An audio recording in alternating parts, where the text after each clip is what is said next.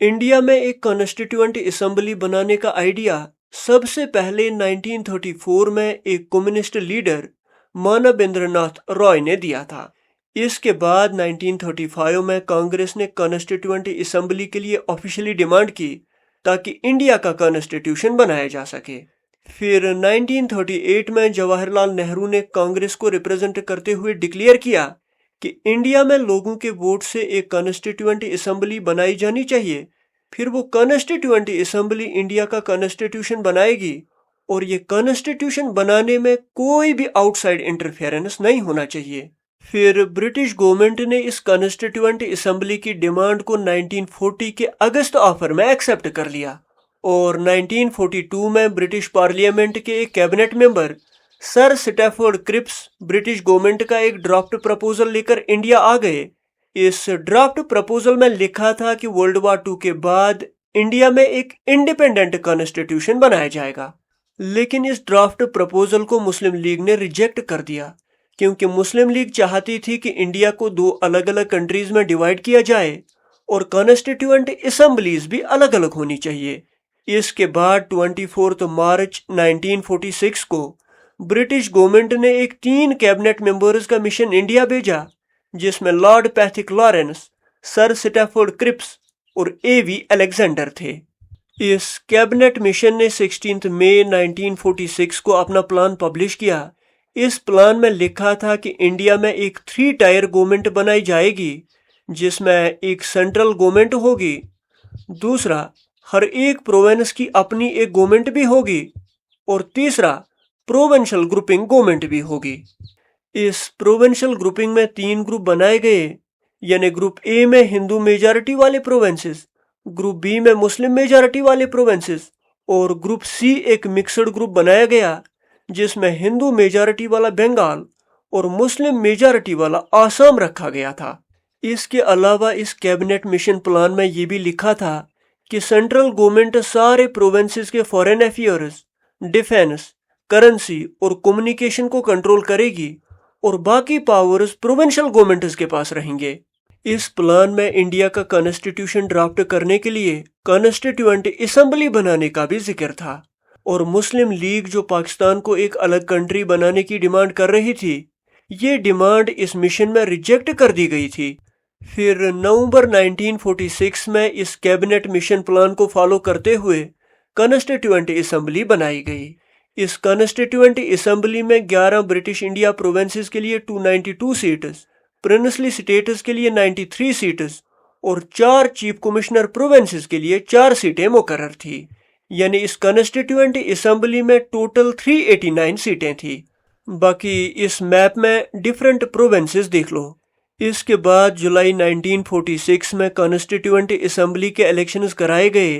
इन elections में total 296 seats में से कांग्रेस ने 208, मुस्लिम लीग ने 73, जबकि unionist party, unionist Muslims, unionist schedule castes, कृषक प्रजा party, scheduled castes federation, Sikhs और कम्युनिस्ट पार्टी ने एक एक सीट जीती। इसके अलावा इंडिपेंडेंट्स ने भी 8 सीटें जीती। अब अगर ये इलेक्शन रिजल्ट्स कम्युनिटी वाइज देखें तो हिंदूज ने 163, मुस्लिम्स ने 80, शेड्यूल्ड कास्ट्स ने 31, इंडियन क्रिश्चियंस ने 6, बैकवर्ड ट्राइब्स ने 6, सिख्स ने 4, एंग्लो इंडियंस ने 3 और पारसीज ने 3 सीटें जीती। इसके बाद 13 दिसंबर 1946 को जवाहरलाल नेहरू ने कॉन्स्टिट्यूएंट असेंबली में एक ऑब्जेक्टिव रेजोल्यूशन लाया। इस ऑब्जेक्टिव रेजोल्यूशन में कुछ इंपॉर्टेंट प्रिंसिपल्स यानी उसूल वज़ा किए गए, जैसे sovereignty, democracy, equality, freedom, justice, protection, welfare, unity, secularism और पावर। इस ऑब्जेक्टिव रेजोल्यूशन का इस्तेमाल करके इंडिया का कॉन्स्टिट्यूशन बनाया गया। फिर इसी ऑब्जेक्टिव रेजोल्यूशन को कॉन्स्टिट्यूशन का प्रिम्बल बना दिया गया। साथ ही याद रख लो, प्रिम्बल का idea United states of America के कॉन्स्टिट्यूशन से लिया गया। अब कॉन्स्टिट्यूएंट असेंबली में डिफरेंट कमिटीज और उनके चेयरमैन देख लो। मेजर कमिटीज में आती है union powers committee, union constitution committee और स्टेट्स कमेटी। इन तीनों कमिटीज के चेयरमैन जवाहरलाल नेहरू थे। इसी तरह से ड्राफ्टिंग कमेटी के चेयरमैन डॉक्टर B.R. अम्बेडकर थे। प्रोविंशियल कॉन्स्टिट्यूशन कमेटी और advisory committee on fundamental rights, minorities, tribal and excluded areas के चेयरमैन सरदार वल्लभ भाई पटेल थे। इसी तरह से रूल्स ऑफ प्रोसीजर कमेटी और स्टीयरिंग कमेटी के चेयरमैन डॉक्टर राजेंद्र प्रसाद थे। इसके अलावा कॉन्स्टिट्यूएंट असेंबली की कुछ माइनर कमेटीज भी थी, पॉज करके देख लो।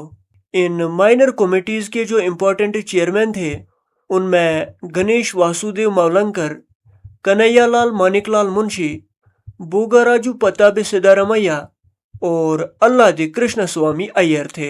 इसी तरह से कुछ और माइनर कमेटीज भी पॉज करके देख लो। इनके चेयरमैन भी बोगाराजू पताबे सिद्धारमैया और श्रीनिवास वरदाचार्य थे। इस कॉन्स्टिट्यूएंट असेंबली के चेयरमैन डॉक्टर सच्चिदानंद सिन्हा थे, प्रेसिडेंट डॉक्टर राजेंद्र प्रसाद थे, वाइस प्रेसिडेंट H.C. मुखर्जी थे और लीगल या कॉन्स्टिट्यूशनल एडवाइजर बेनीगल नरसिंह राव थे। साथ ही याद रख लो, इसी बेनीगल नरसिंह राव ने कॉन्स्टिट्यूशन का इनिशियल ड्राफ्ट बनाया था।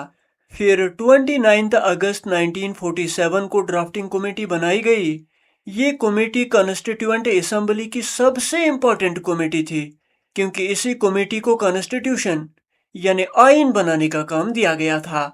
इस ड्राफ्टिंग कमेटी में 7 मेंबर थे, जिनमें कमेटी के चेयरमैन डॉक्टर B.R. अम्बेडकर के अलावा N. गोपालस्वामी अयंगर, अल्लादी कृष्ण स्वामी अय्यर, डॉक्टर कन्हैयालाल मानिकलाल मुंशी, सैयद मोहम्मद सादुल्ला, नयापथी माधवराव और T.T. कृष्णम आचार्य थे।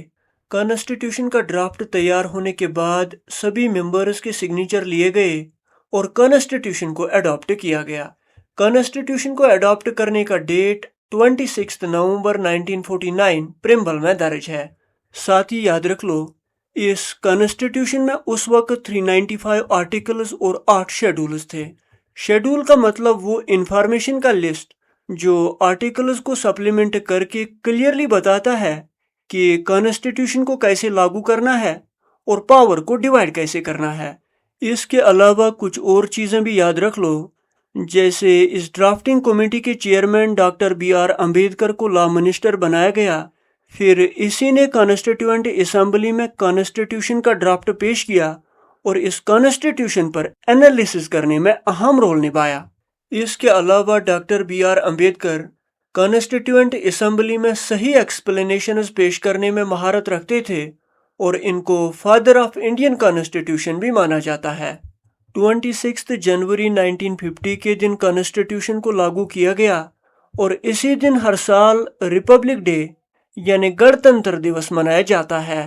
साथ ही याद रख लो, इसी डेट को इसलिए चुना गया क्योंकि 26 जनवरी 1930 के दिन कांग्रेस के लाहौर सेशन में पूर्ण स्वराज रेजोल्यूशन पास किया गया था।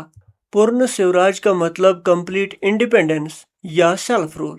अब कुछ और चीजें भी याद रख लो। कॉन्स्टिट्यूशन बनाने के अलावा इस कॉन्स्टिट्यूएंट असेंबली ने कुछ और काम भी किए थे, जैसे 22 जुलाई 1947 को इंडिया का नेशनल फ्लैग अडॉप्ट किया गया। फिर मई 1949 में इंडिया को कॉमनवेल्थ नेशंस की मेंबरशिप मिल गई और 24 जनवरी 1950 को नेशनल एंथम और नेशनल सॉन्ग अडॉप्ट किया गया। और इसी दिन यानी 24 जनवरी 1950 को डॉक्टर राजेंद्र प्रसाद को इंडिया का प्रेसिडेंट चुना गया। Thank you.